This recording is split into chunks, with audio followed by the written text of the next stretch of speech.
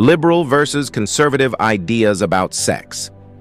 This may seem like an unusual topic, but it is one worth discussing and analyzing in relation to Stoicism. Opinions about sex are not set in stone within Stoic circles, as certain philosophers are more conservative than others. For example, when it came to sexual intercourse, Seneca was more conservative than Zeno, Chrysippus, and Cleanthes, the three founders of Stoicism, who had somewhat libertine sexual morals. It may surprise some, but Stoics did not uniformly agree on all issues and aspects of life, as is evident in their differing notions of sex. Since the beginning of history, humanity's perception of sex has remained relatively the same, in that there has always been two categories of people with two conflicting beliefs. On one side, there are those with a more open and liberal attitude towards sex, and on the other side, there are those who hold a more reserved and conservative stance on sex. Sometimes the former is dominant in a society, and sometimes it is the latter. The influence of each side depends on a variety of issues. 1. The arguments put forth by the advocates of each position. 2. External circumstances, such as religious beliefs and cultural norms. 3. The status of the advocates within their society and/or community. Seneca was one historical figure whose attitude toward sex was more reserved in nature. The reasoning behind Seneca's conservative views corresponded to his opinion on the treatment of slaves. For Seneca, slaves were not objects to be physically abused. Instead, they were rational beings who were capable of exercising free will.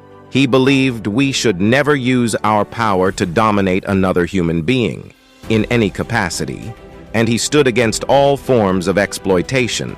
In other words, Seneca believed sex could be used by the powerful as a form of exploitation over the weak.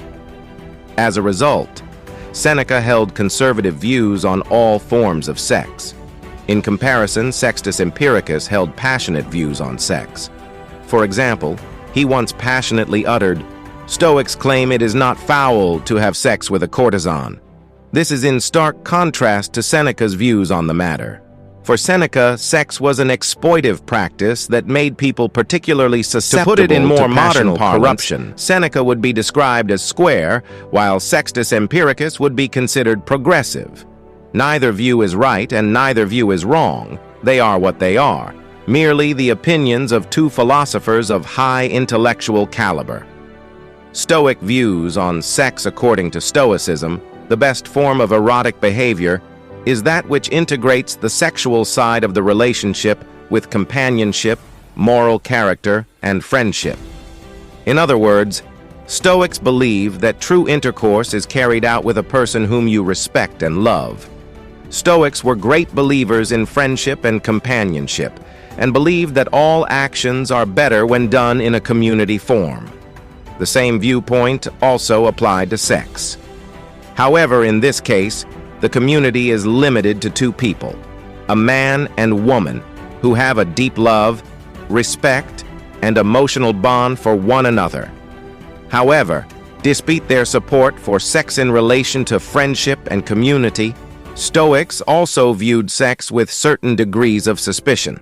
For example, classic Stoic teachings often frowned upon any one person having too much sexual desire. But why did Stoics harbor such suspicion towards sex? Well, for Stoics, a desire to engage in sex could lead to a life of disturbance, vice, and a loss of internal freedom. The main reason for this is because we would be placing much of our happiness in the hands of someone else, which directly conflicts with their strong belief in self-actualization. Moreover, certain Stoics believed that too much sexual desire could lead to a decline in civilized human values, as the pursuit of hedonic pleasure could lead to a rise in cultural debauchery. In Stoic teachings, sexual desire is not to be pursued with vigor, but instead with caution. They believed that sex should be based on love and respect, not fueled by wild, instinctive behavior. The general Stoic view on sex fits with their beliefs on the importance of living a life based on the exercise of reason, hence why they concluded that sex should be pursued with reason.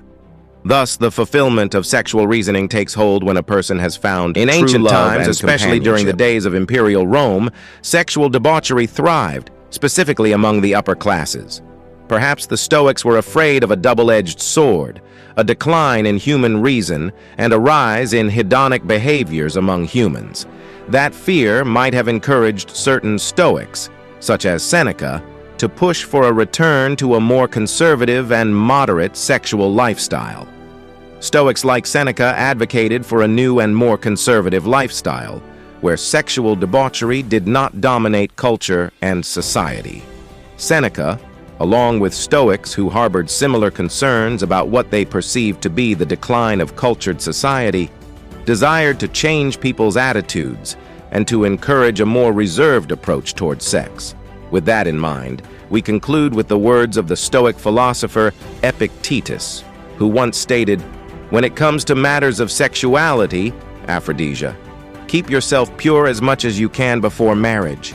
If you do indulge, then do so only in those pleasures that are lawful, but don't be offensive or critical with those who do use those sexual pleasures, nor make frequent mention of the fact that you yourself don't use them.